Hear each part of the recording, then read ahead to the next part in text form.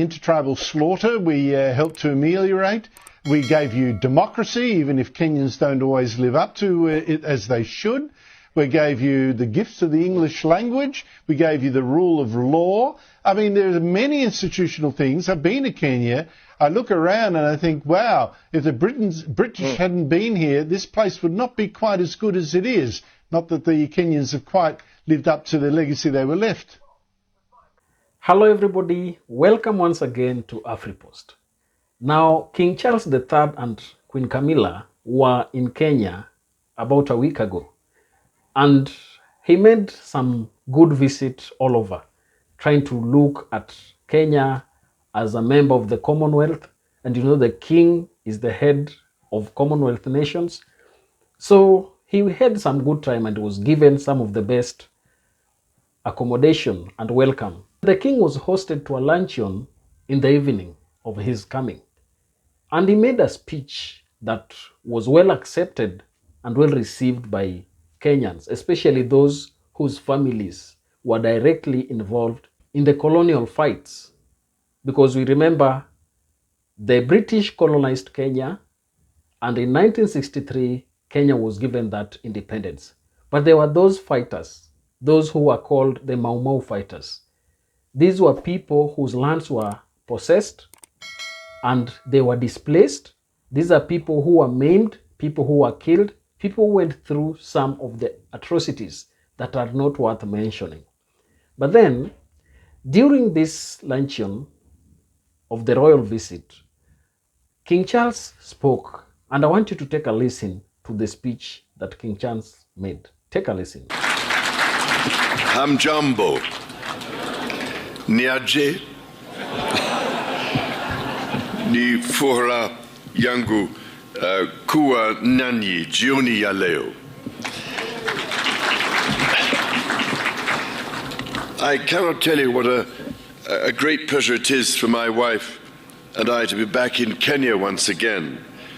I am enormously grateful to you, Mr. President, Madam First Lady, for your most generous invitation to make this state visit. The tremendous hospitality you have shown us and the wonderfully warm welcome that you and the people of Kenya have extended to us have touched me deeply. If I may say so, it is particularly special to be able to return to this extraordinary country in the 60th year of your independence.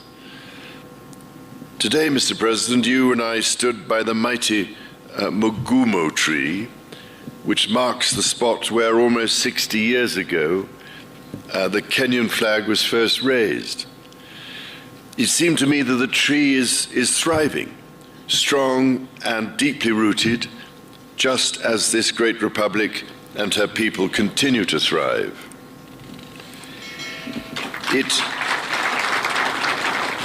It means a great deal to my wife and myself that in our coronation year, our first state visit to a Commonwealth country should bring us here to Kenya. We both take considerable pride in renewing the ties between the United Kingdom and Kenya, a country that has long held such special meaning for my family. Najisikia kama niko nyumbani.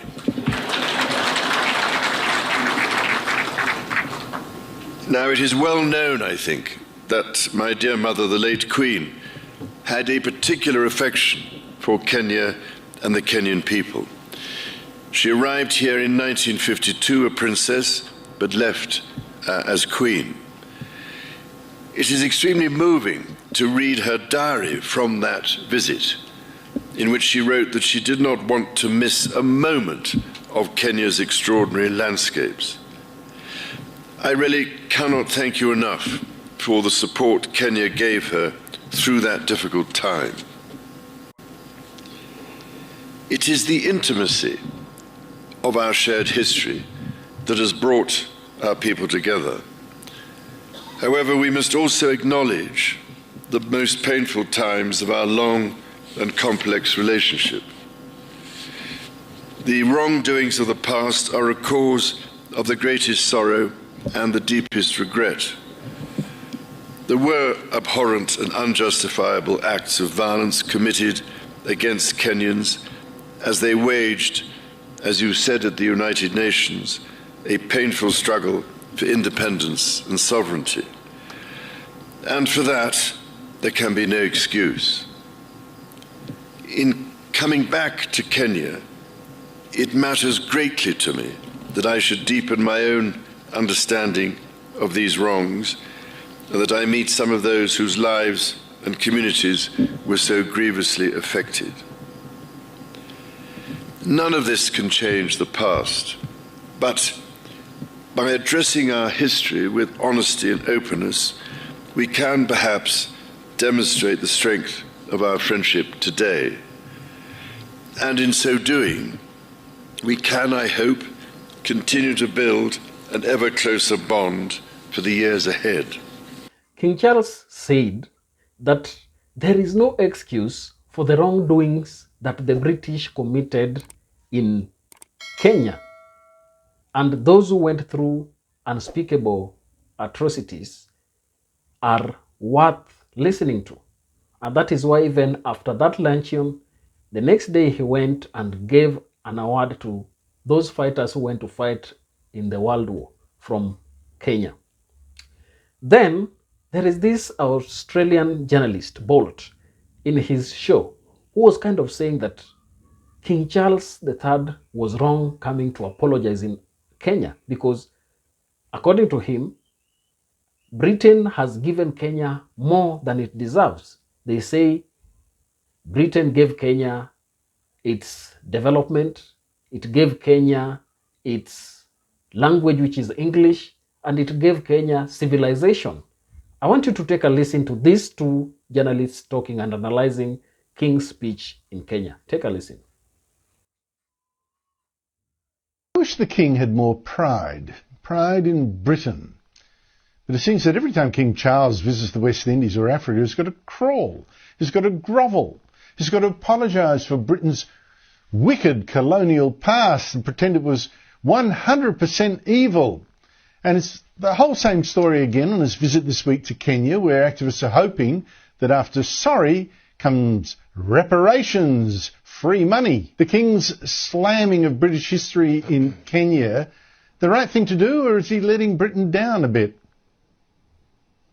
Well, it's absolutely the wrong thing to do. The King is supposed to be our envoy around the world, not going around on an international apology tour. And they're trying to spin it as the King stopped short of full frontal apology. Well, that's just a technicality. That was an apology. And we've seen it time and time again from the royal family. There was a lady whose real name is Marlene Headley, who went by the name of Ngozi Fulani and then dressed in full African clobber and attended an event at Buckingham Palace. She took a great umbrage as a member of the royal household, Lady Susan Hussey, who'd been the Queen's closest confidant for decades, asking her where she was really from, which might have been slightly clumsy, but also not the most ridiculous question, given the circumstances. They then apologised to her, but a little bit like this, Andrew, an apology is not enough. Next comes the handout. Next comes money. But, for the Kenyans, we have actually given them billions of pounds over the years. They are a member of the Commonwealth. In fact, £132 million investment in Kenya went there just a couple of years ago. And can I just say, whenever we see incidents take place in this country, if we see a terror attack or something like that, we don't ever expect an entire community to apologise for the actions of one rogue individual. So why should our entire country now, and every British person living in it, and our current serving monarch, apologise for things that had nothing to do with him? Where are our reparations from the Norman conquerors or from the Viking and their ancestors, Look, it's true. And the other thing is, couldn't he say, well, listen, there are bad things we did. There's good things we did. I mean, the intertribal slaughter we helped to ameliorate. We gave you democracy, even if Kenyans don't always live up to it as they should. We gave you the gifts of the English language. We gave you the rule of law. I mean, there are many institutional things. I've been to Kenya. I look around and I think, wow, if the British hadn't been here, this place would not be quite as good as it is. Not that the Kenyans have quite lived up to the legacy they were left. Yeah, exactly. But also, if it hadn't have been us, it would have been someone else. I mean, the French were at it, the Portuguese were at it, the Spanish were at it, everyone was at it, okay? So if it wasn't the Brits that had gone in there at that particular moment in time, it would have been somebody else. And I don't see these other countries queuing up to apologise either. But it just ties into something else that's really going on in this country as well, which is, you know what kids are going to be taught in school today, don't you? That our king has gone abroad to Kenya and apologised for our past, which gives teachers another excuse to teach youngsters in this country now that Britain's past is terrible and that we were an evil force around the world. I mean, I've always said this, and I always will. The world has been very lucky to have Britain, actually, and at times it has been a gift to the world. Yes, there were historic wrongs. Yes, there have been things that have gone wrong because things were different. Times were different back then. That's not to excuse from us as Kenya. What about the kind of hold it has in us? Remember one thing, up to now, British soldiers are still in Kenya. They have their camp somewhere in Gilgil in Kenya. So it is something that if you look at the kind of exploitation that the British have exposed Kenya to, you cannot allow the thing that is going on to proceed. First of all, the fight for independence in Africa is something that was unnecessary. Why? What was the reason for the whites coming to Africa in the first place? They came, divided Africa into small countries that they believed they could control and control to perpetuity. But then they came here, we did not invite them. They came, took our land, planted here, took our crops, took our natural resources, took our diamond, took our gold, and even destroyed our culture and gave us their culture. This is something that is quite unreasonable to protect. Let me ask you this question.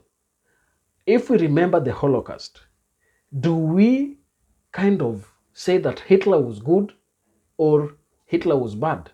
So I must say that I'm very much disappointed in this journalist, and I think they must up their game in terms of thinking about Africa and projecting Africa as a country of equal human beings who have a right, people who have been wronged, and the people who must be respected. They are talking about reparations and that after that apology it comes free money. I am telling you without fear of contradiction, Africa does not need the Westerns. Africa does not need the white man's money to grow.